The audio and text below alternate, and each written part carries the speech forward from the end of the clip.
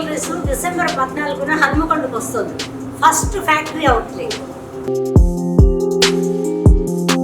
కారం రంగు రుచితో ఉంటుంది. ఆచి మిరపపొడి అదరగొట్టే కారం రంగు రుచి. హాయ్ వ్యూవర్స్, వెల్కమ్ టు ఆదన్ మరొకొండం. నేను మీ ప్రసాద్. విజయసాయి రెడ్డి ఫోన్ పోయింది, మీకు గుర్తుందా? ఇప్పుడు ఆ కథ ఏంటో బయటకు వచ్చింది. వివరాల్లోకి వెళ్ళినట్లయితే విజయసాయి రెడ్డి వైసీపీలో ప్రముఖ నాయకులు. ఆయన 2022 సంవత్సరం నవంబర్ 21వ తేదీన తన సెల్ ఫోన్ మిస్ అయ్యింది అని చెప్పేసి తాడేపల్లి పోలీస్ స్టేషన్లో ఫిర్యాదు చేశారు అని చెప్పేసి అప్పట్లోనే కథనాలు వచ్చినాయి. సో ఈ తరుణంలో అప్పట్లో అందరికీ అర్థమైంది ఎందుకు పోయింది ఏంటి అని చెప్పేసి. అప్పుడు ఏ విషయం జరుగుతుందో తెలుసా మీకు? అదేనండి, ఢిల్లీ లిక్కర్ కుంభకోణం. ఆ కేసుకు సంబంధించిన వ్యవహారంలో శరత్ చంద్రారెడ్డి, ఎవరు తన అల్లుడి సోదరుడు అనమాట శరత్ చంద్రారెడ్డి, ఆయన ఒక 9 సెల్ ఫోన్లు ధ్వంసం చేశాడు అని చెప్పేసి ఆయన పోలీసుల దగ్గర వాంగ్మూలం ఇవ్వడం జరిగింది. అది జరిగిన తెల్లారే విజయసాయి రెడ్డి తన సెల్ ఫోన్ పోయింది అని చెప్పేసి పోలీస్ స్టేషన్లో ఫిర్యాదు ఇచ్చారు. ఇది మీకు గుర్తుండే ఉంటుంది. సో అప్పట్లో కూడా మనం వీడియో చేసాం. సో ఏంటి ఎట్లా పోయింది అసలు విజయసాయి రెడ్డి గారి సెల్ ఫోన్ పోవడం ఏంటి? ఆయన రాజ్యసభ ఎంపీ, ఎవరు గుట్టేస్తారు? ఎట్లా పోయిద్ది? ఎలా మిస్ అయ్యిద్ది? ఒక ఫోన్ పోతే ఇమీడియట్గా దాన్ని ట్రేస్ అవుట్ చేయలేరంటారా? అది.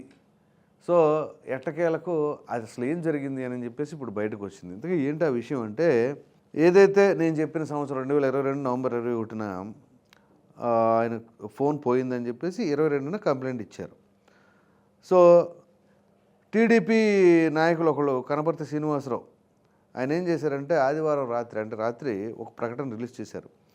సెల్ ఫోన్ పోయినట్లు తాడేపల్లి పోలీస్ స్టేషన్లో ఏదైనా ఫిర్యాదు ఉందా, ఎఫ్ఐఆర్ నమోదు చేశారా, చేసి ఉంటే దానికి సంబంధించిన ప్రతులు ఇవ్వాలని అని చెప్పేసి తాడేపల్లి పోలీసులకు ఆర్టీఐ ద్వారా కోరారు. RTI, right to information act అనమాట. దాని ద్వారా అని అడిగితే అసలు కేసే లేదని, ఎలాంటి ఎఫ్ఐఆర్ నమోదు కాలేదని సమాధానం ఇచ్చారని ఆయన తెలిపారు. ఇది పరిస్థితి. అసలు కేసే లేదంట. పోలీస్ స్టేషన్లో ఒకసారి కేసు రిజిస్టర్ అయితే, ఎఫ్ఐఆర్ నమోదైతే ఎన్ని దశాబ్దాలైనా అది పదిలంగా ఉంటుంది.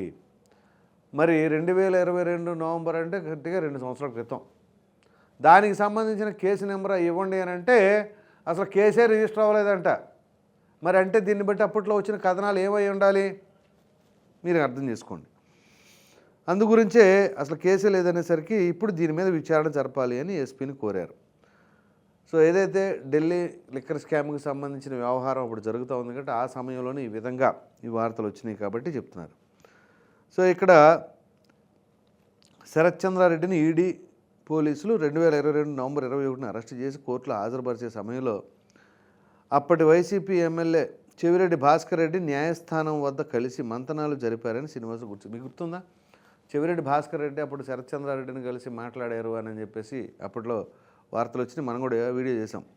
ఈడీ విచారణ 9 సెల్ ఫోన్లు ధ్వంసం చేసినట్లు శరత్ చంద్రారెడ్డి అంగీకరించారని, ఆ మరుసటి రోజే తన సెల్ ఫోన్ పోయిందని విజయసాయి రెడ్డి తాడేపల్లి పోలీస్ స్టేషన్లో ఫిర్యాదు చేయడంతో అక్కడ అసలు విషయం ఏంటి, నిజంగానే జరిగిందా లేదా అని చెప్పేసి ఇప్పుడు చూస్తుంటే లేదు. ఇంతకీ అప్పుడు ఆ యొక్క అధికారి ఎవరు తీసుకున్నది, ఆ ఫిర్యాదు స్వీకరించింది ఎవరెవరు ఉంటారు కదా. ఇప్పుడు నేను చెప్పిన దాని ప్రకారంగా ఆ ఫిర్యాదు స్వీకరించారా, స్వీకరించలేదా, స్వీకరిస్తే ఎవరు స్వీకరించారు, ఒకవేళ స్వీకరించలేకపోతే అసలు రిజిస్టర్ కాకపోతే మరి చేశారు అని చెప్పేసి అప్పట్లో ఎందుకు చెప్పారు? మీకు గుర్తున్నట్లయితే సరిగ్గా అది జరగటం, అది జరిగిన తర్వాత కొన్నాళ్ళు ఆయన అసలు తాడేపల్లి పరిసర రాలా. దాని తర్వాత మీకు గుర్తుందా, జనవరిలో నారా లోకేష్ గారి యువగళం యాత్ర ప్రారంభమైంది. చూడండి, సిరీస్ ఆఫ్ ఇన్సిడెంట్స్. 2022 నవంబర్ 21వ తేదీన శరత్ చంద్రారెడ్డి ఫోన్లు ధ్వంసం చేశారని అక్కడ స్టేట్మెంట్ ఇవ్వటం. అదే 2022 నవంబర్ 22న ఈయనేమో సెల్ ఫోన్ పోయిందని ఫిర్యాదు చేయటం. ఇది జరిగిన తర్వాత జనవరిలో నారా లోకేష్ గారి యువగళం యాత్ర ప్రారంభం కావడం. అదే యువగళం యాత్రలో ఏదైతే నందమూరి తారక రత్న అస్వస్థతకు గురవటం, ఆ గురైన తర్వాత ఆయన బెంగళూరులో చికిత్స తీసుకుంటూ ఉండటం. ఇక్కడ గమనిస్తే ఈ నవంబర్ నుంచి జనవరి వరకు కూడా, అంటే నారా లోకేష్ గారి యువగళం యాత్ర వరకు కూడా ఈయన సెల్ ఫోన్ పోయింది అని చెప్పేసి కంప్లైంట్ ఇచ్చేప్పటి నుంచి వైసీపీకి కానీ తాడేపల్లికి కానీ డిస్కనెక్ట్ అయ్యి ఉన్నారు. బహుశా సెల్ ఫోన్ లేదని డిస్కనెక్ట్ అయ్యారా ఏంటి, లేకపోతే కొన్నాళ్ళు నువ్వు రావద్దు అని చెప్పేసి పార్టీలోని అధిష్టానం చెప్పిందా, అది ఎవరికి తెలియదు. ఇదంతా కట్ చేస్తే జరిగిన తర్వాత నందమూరి తారకరత్న గారు ఎప్పుడైతే ఆయన అనారోగ్య పాలయ్యారో మరి ఆయన భార్య విజయసాయిరెడ్డి గారి బంధువు కదా, విజయసాయిరెడ్డి గారు అక్కడికి వెళ్ళటం, అదే సమయంలో చంద్రబాబు నాయుడు గారు అక్కడికి వెళ్ళటం, ఈ తరుణంలో కొంత చంద్రబాబు నాయుడు గారు విజయసాయిరెడ్డి గారు ఆ సమయంలో కొంత సఖ్యతగా మెలగటం, ఇదంతా కూడా మీడియాలో వచ్చినాయి, అందరూ చూశారు, అందరూ గమనించారు, జగన్మోహన్ రెడ్డి గారు కూడా చూశారు. సో ఆ సమయంలో ఏం జరగబోతుంది ఏంటి అనేది కూడా చాలా ఆసక్తిగా అందరూ ఎదురు చూశారు. తీరా కట్ చేస్తే అదంతా జరిగిన ఒక 6 నెలల తర్వాత మరలా తన అధిష్టానం చెప్పిన మేరకు వచ్చారో లేకపోతే వెళ్ళారో ఇక మరలా అప్పుడు అదే సమయంలో ఆయన విశాఖపట్నం ఉత్తరాంధ్ర ఇన్ఛార్జిగా కూడా ఆయన లేరిక. సో ఆ విధంగా ఇవన్నీ చూసుకుంటే అప్పట్లో మరి ఎందుకని విజయసాయిరెడ్డి గారు దూరం అయ్యారు, అట్లాగే సెల్ ఫోన్ నిజంగానే పోయిందా, పోకపోయినా ఏం జరిగింది, మరి అప్పుడు ఢిల్లీ లిక్కర్ స్కామ్కి సంబంధించిన వ్యవహారం మరలా ఉన్న కేసులే చాలక మళ్ళీ ఇంకో కేసు వచ్చి పడుతుంది, ఇవన్నీ ఎక్కడ తలనొప్పులు వదిలించుకుంటాం అనే ఉద్దేశంలో ఆ సెల్ ఫోన్కి సంబంధించిన వ్యవహారం ఎక్కడ కూడా బయటపడకూడదని జస్ట్ పోయింది అని ఒక కంప్లైంట్ ఇచ్చానని చెప్పేసి అన్నారు. మరి ఇప్పుడు ఇది కూడా తెరపైకి వస్తుందిగా. అప్పుడు అధికారులు ఎవరెవరు ఉన్నారు డ్యూటీలో, ఏ అధికారికి ఆయన రిపోర్ట్ ఇచ్చారు, లేకపోతే సిఐకి ఎస్ఐ వీళ్ళందరినీ కూడా దృష్టిలో పెట్టుకుని అందరిని పిలిచి ఎంక్వైరీ చేయాలా, ఖచ్చితంగా తేలాలి. ఎందుకంటే పబ్లిక్ డొమైన్లో ఉన్న నాయకుడు ఎప్పుడైనా సరే పబ్లిక్గా నా సెల్ ఫోన్ పోయిందనో లేకపోతే ఇంకోటి ఏదో ఒకటి స్టేట్మెంట్ ఇచ్చారంటే ఖచ్చితంగా ఇన్వెస్టిగేషన్ చేయాల్సిందే. ఆ విచారణలో ఎటువంటి వాస్తవాలు రాబోతున్నాయి. ఇప్పుడు ఏంటి అంటే ఒకవేళ నిజంగానే సెల్ ఫోన్ పోయిందని కంప్లైంట్ ఇస్తే ఆ కంప్లైంట్ రిజిస్టర్ చేసుకుంది ఎవరు, మరి రిజిస్టర్ చేసుకున్నప్పుడు ఇప్పుడు కనపడాలిగా. ఇప్పుడు రైట్ టు ఇన్ఫర్మేషన్ యాక్ట్ కింద అడిగినప్పుడు ఎవరైనా సరే పారదర్శకంగా బయట పెట్టాలి, మరి ఎందుకు బయట పెట్టట్లా? సో దీనికి కూడా సమాధానం చెప్పాలి. ఇక్కడ 1 కాదు 2 కాదు అనేక రకాలైన అంశాలు ముడిపడి ఉన్నాయి. ఢిల్లీ లిక్కర్ స్కామ్లో సాక్షాత్తు సీఎం కేజ్రీవాల్నే సీఎం గారు ఉన్నారు అప్పుడు, ఆయన్నే అరెస్ట్ చేశారు, డిప్యూటీ సీఎంని అరెస్ట్ చేశారు. అంతెందుకు తెలంగాణలో ఉన్న కవిత గారిని అరెస్ట్ చేశారు, ఇంతమందిని అరెస్ట్ చేశారు కదా. మరి ఈ కేసులో ఒకవేళ విజయసాయిరెడ్డి గారికి లింకు లేకపోతే సెల్ ఫోన్ ఆ సమయంలో ఎందుకు పోద్ది? అసలు చెవిరెడ్డి భాస్కర్ రెడ్డి సత్యచంద్రారెడ్డి మాట్లాడుకున్న దాంట్లో ఏ విషయాలు చెప్పారు? ఎందుకంటే వీళ్ళందరూ ఆయన పంపించారు, మరలా ఈయన వెళ్తే డౌట్ వస్తుంది అనుకున్నారో లేకపోతే లేనిపోయిన తలనొప్పులు వస్తాయి అనుకున్నారో కానీ ఆయన పంపించారు. ఆయన పంపించిన తర్వాత ఆయన మరి ఏ విషయం చెప్పారో సెల్ ఫోన్ పోయింది, పోతుంది అంతే ఆటోమేటిక్గా ఆ సమయం వచ్చినప్పుడు సెల్ ఫోన్ పోయిందని అంటారు.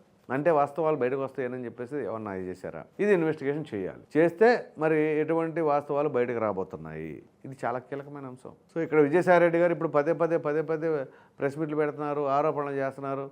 అంతెందుకు నిన్న ప్రెస్ మీట్ పెట్టినప్పుడు కూడా అనేక రకాలైన విషయాల గురించి కొంతమంది మీడియా సంస్థలను ఉద్దేశించి కానీ టార్గెట్ చేసుకొని డిఫమేషన్ నేను చేస్తానని చెప్పేసి అన్నారు. తప్పేం లేదు. ఆయన్ని కించపరిచేలాగానో లేకపోతే ఆయన మనోభావాలు దెబ్బతినేలాగానో ఆయన వ్యక్తిగత విషయాల గురించో మాట్లాడితే మాత్రం ఖచ్చితంగా డిఫమేషన్ యాక్ట్ వేసుకోవచ్చు, దానికి తగిన మూల్యం వాళ్ళు చెల్లించుకుంటారు. కానీ ఇక్కడ పబ్లిక్ రిలేటెడ్ ఇష్యూ, పోలీస్ స్టేషన్లో కంప్లైంట్ ఇవ్వడం కావచ్చు, అక్కడ ఢిల్లీ లిక్కర్ స్కామ్కి సంబంధించిన వ్యవహారం కావచ్చు, అట్లాగే మరి ఆ ఫోన్ పోయిందా పోలేదా, మరి ఇప్పుడు ఏదైతే ఈ తెలుగుదేశం పార్టీ నాయకులు ఈయన అడుగుతున్నారో మరి దీనికి సంబంధించిన అంశం ఏంటి? ఇది ఖచ్చితంగా మరి దీని వెనకాల కుట్రకోణం ఉందా, లేకపోతే జనరల్గానే ఉందా, లేకపోతే అప్పుడు అధికారులు ఏమైనా నిర్లక్ష్య ధోరణితో విజయసాయిరెడ్డి గారు చెప్పినా సరే చూస్తాంలే సార్ దానికి కంప్లైంట్ కూడా రిజిస్టర్ చేయడం ఎందుకు అనే ఉద్దేశంతో చెప్పారా? అప్పుడు కనుక కంప్లైంట్ రిజిస్టర్ చేసి ఉంటే ఫర్దర్గా ఏమైనా సరే ఇష్యూస్ వస్తాయని చెప్పేసి ఏమైనా సరే ముందుగానే పసిగట్టి ఎందుకు వచ్చిన తలనొప్పులే ఆరల్గా చెప్తే సరిపోద్ది అనే ఉద్దేశాలు ఆగిపోయారా? ఇలా అనేక రకాలైన ప్రశ్నలు అయితే తలెత్తుతూ ఉంటాయి. ఖచ్చితంగా విజయసాయిరెడ్డి గారి సెల్ ఫోన్ పోయింది అని అంటేనే అక్కడికి మరి రాష్ట్రం ఎంత భద్రత కోల్పోయినట్లు ఆలోచించాలి. ఒక రాజ్యసభ ఎంపీ వైసీపీలో నెంబర్ 2 స్థానంలో ఉన్న వ్యక్తి ఆయన సెల్ ఫోన్లే పోతున్నాయంటే ఇక ఆంధ్రప్రదేశ్ రాష్ట్ర భవిష్యత్తు ఎలా ఉంటుంది? అట్లాంటి ప్రశ్నలన్నీ కూడా తలెత్తుతూ ఉంటాయి. సరే చూద్దాం. మరి ఇప్పుడు విజయసాయిరెడ్డి గారికి సంబంధించిన ఈ విషయం బయటకు వచ్చింది కాబట్టి దీన్నైనా ప్రభుత్వం సీరియస్గా తీసుకొని లోతైన దర్యాప్తు జరుపుతారా, లేదు ఇప్పుడు దాకా జరుగుతున్న కేసులు ఇక్కడ అరెస్ట్ అయిన వాళ్ళు, అరెస్ట్ కాకుండా ముందస్తు బెయిల్ తెచ్చుకున్న వాళ్ళందరూ ఏ పరిస్థితిలో ఉన్నారో, ఆ కేసులు ఏ స్థితిలో ఉన్నాయో అలాగే ఇది కూడా నిదానంగా కనుమరుగైపోతుంది. తెలియాలి అంటే కొంత సమయం వేచి చూడవలసి ఉంది. ఈ వీడియో కనుక మీకు నచ్చినట్లు లైక్ చేయండి, షేర్ చేయండి. అదేవిధంగా విజయసాయిరెడ్డి గారి సెల్ ఫోన్ పోయింది మీకు గుర్తుందా? మరి అసలు కథ ఏంటో ఇప్పుడు బయటకు వచ్చింది. ఆయన ఇప్పుడు ఆర్టీఐ ద్వారా ట్రై చేస్తే అసలు కేసే లేదని చెప్పేసి అన్నారంటే ఇక దీనిపైన మీ అభిప్రాయాన్ని కామెంట్ సెక్షన్లో తప్పకుండా తెలియచేయండి. మరిన్ని వీడియోస్ కోసం మన ఆధార్ ఛానల్ సబ్స్క్రైబ్ చేయడం మాత్రం మర్చిపోండి. Thank you.